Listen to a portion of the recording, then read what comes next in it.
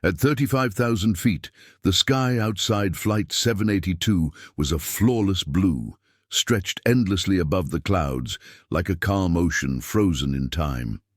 Inside the cabin, the atmosphere was just as peaceful. Seatbelt signs were off, coffee cups rattled softly on tray tables. The low hum of the engines blended with quiet conversations and the rustle of magazines. In seat 14A, a woman sat by the window, completely absorbed in a paperback novel. The cover was creased, the pages slightly yellowed, as if the book had traveled many miles with her. She turned each page slowly, thoughtfully, occasionally pausing to reread a line. A pair of noise-canceling headphones rested around her neck, unused. She looked like anyone else. Mid-30s, simple clothes, no jewelry except a thin silver ring on her left hand. Her posture was relaxed, her breathing steady. To the people around her, she was just another passenger trying to pass time in the air. Across the aisle, a businessman typed aggressively on his laptop. Behind her, a child kicked the seat rhythmically, while his mother whispered apologies. Somewhere farther back, someone laughed too loudly at a movie. Nothing felt unusual, until it did. Without warning, a violent jolt ripped through the aircraft. The book slipped from the woman's hands as the plane shuddered hard to the left. Overhead compartments rattled. A sharp metallic bang echoed through the cabin, loud enough to silence every conversation instantly. Then came the sound no passenger ever forgets. A deep, uneven roar from the right engine, followed by silence. The plane dipped. Gasps turned into screams. A drink cart toppled, spilling coffee across the aisle. Oxygen masks dropped from the ceiling with a rapid hiss, yellow cups swinging wildly like frightened birds. The woman in seat 14A didn't scream. She reached up calmly, pulled down an oxygen mask, and placed it over her face with practiced efficiency. Her eyes weren't wide with fear. They were focused, tracking movement, sound, vibration. The aircraft shook again, more violently this time. A baby cried, someone shouted a prayer. Another passenger yelled, "What's happening?" The captain's voice burst through the intercom, tense and rushed. "Ladies and gentlemen, this is your captain speaking. We've experienced an engine failure. Please remain seated and follow crew instructions." Remain seated. The plane dropped several hundred feet in seconds, pinning passengers against their seats. Panic spread like fire. People clutched armrests, strangers' hands, anything solid. In seat 14A, the woman leaned forward and looked out the window. Smoke streamed backward from the right wing. The engine casing vibrated unnaturally, its smooth rhythm gone. She tilted her head slightly, studying the angle of descent, the airflow over the wing. Her jaw tightened, not with fear, but this wasn't just turbulence. This was serious. Recognition. A flight attendant stumbled past her row, gripping the seats to stay upright. Her face was pale, eyes darting everywhere at once. "Ma'am, please stay seated," the attendant said breathlessly. The woman gently reached out and steadied her. "How long ago did the engine fail?" she asked. The attendant blinked, confused by the calmness in the woman's voice. I don't know, just moments ago." "Any warning lights before the failure?" The attendant stared at her now. "Ma'am, why are you asking that?" Another sharp jolt threw the attendant sideways. The woman tightened her grip, keeping them both steady. "Because it matters," she replied quietly. The intercom crackled again, this time with less confidence. "We are experiencing difficulty maintaining altitude." A murmur of fear rippled through the cabin. The woman released the attendant and straightened slowly. She reached down, picked up her fallen book, and placed it neatly on the seat beside her. Her hands moved with intention now, her entire demeanor subtly changed. Her shoulders squared.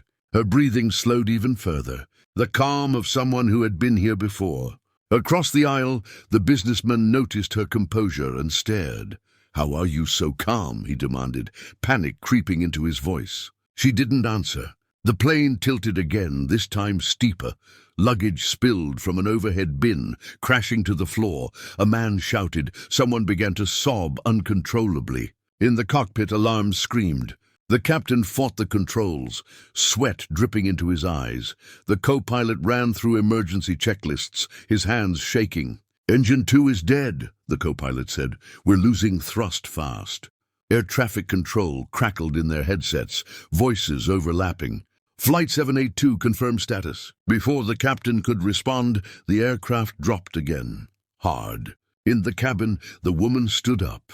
Several passengers shouted at her to sit down, but she ignored them. She reached into her bag and pulled out a small notebook. Not a journal, but something more structured.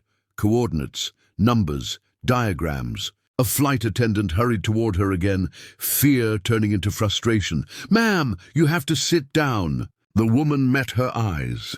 "I need to speak to the cockpit." The attendant shook her head. "You can't."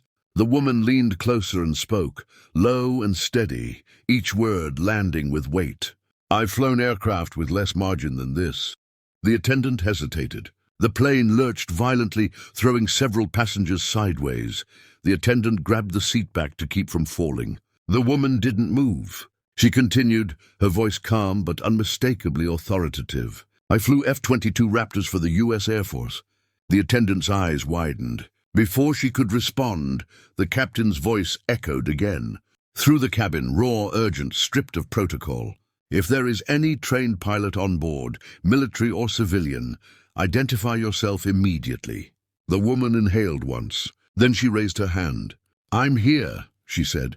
The aircraft shook violently once more as the sky outside darkened with storm clouds ahead. And for the first time since takeoff, the woman in seat 14A stopped being invisible. The moment the woman stepped into the cockpit, the noise hit her like a wall.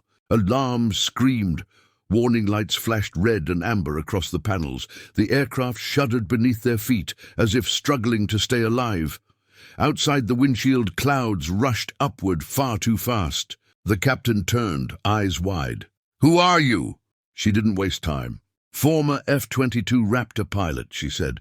"Call sign Valkyrie. Over 2,000 hours. I need the seat." There was no arrogance in her voice, only certainty. Another violent drop slammed the plane downward.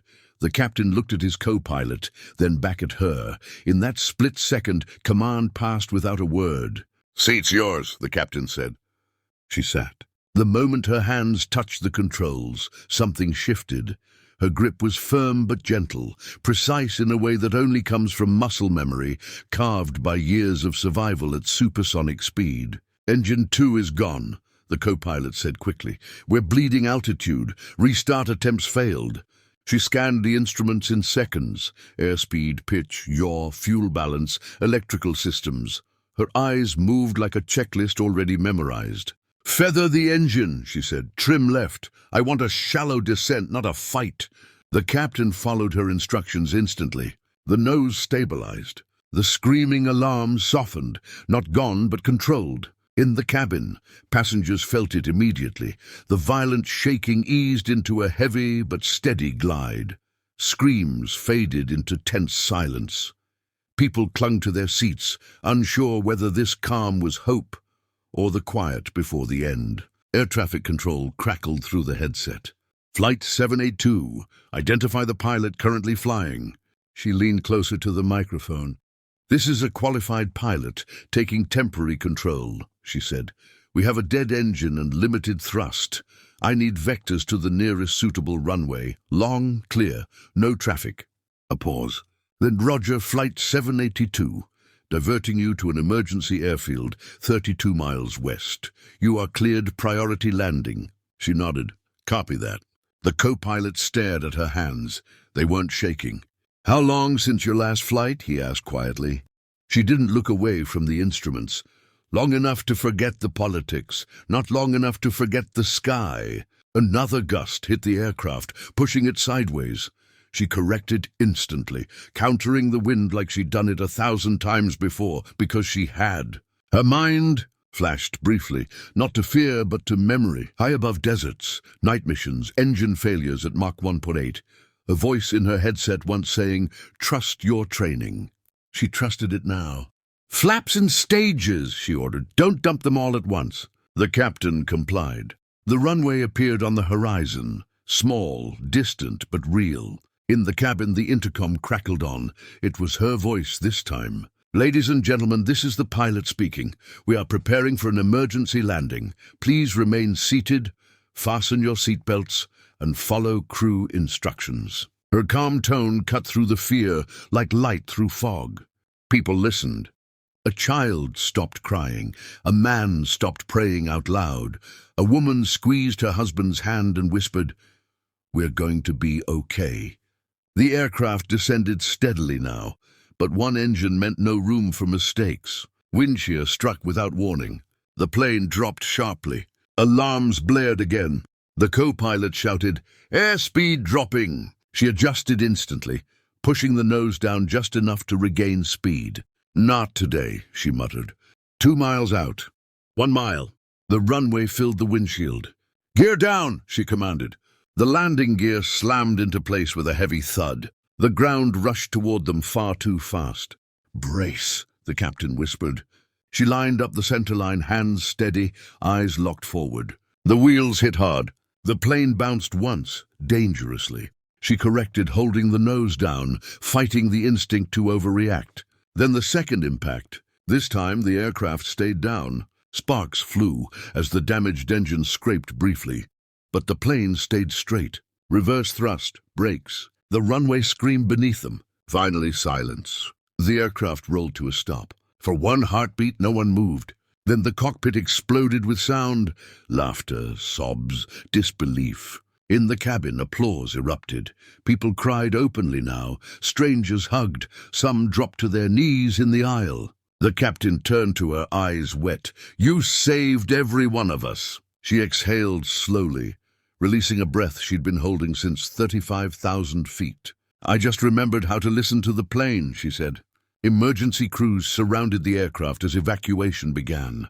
Passengers streamed out, many searching desperately for the woman who had saved them. But she was already gone. While attention focused on the cockpit, she slipped out through a side exit, blending into the chaos of flashing lights and uniforms. Inside the cabin, in seat 14A, her book remained. "Open!" A flight attendant picked it up carefully. Inside the cover, a handwritten note read, "The sky never forgets those who respect it." News outlets later called her a hero. Investigators searched for her name. They never found it. But every passenger on Flight 782 remembered one thing clearly. At 35,000 feet, when the sky found someone, failed and fear took over, who already belonged to it.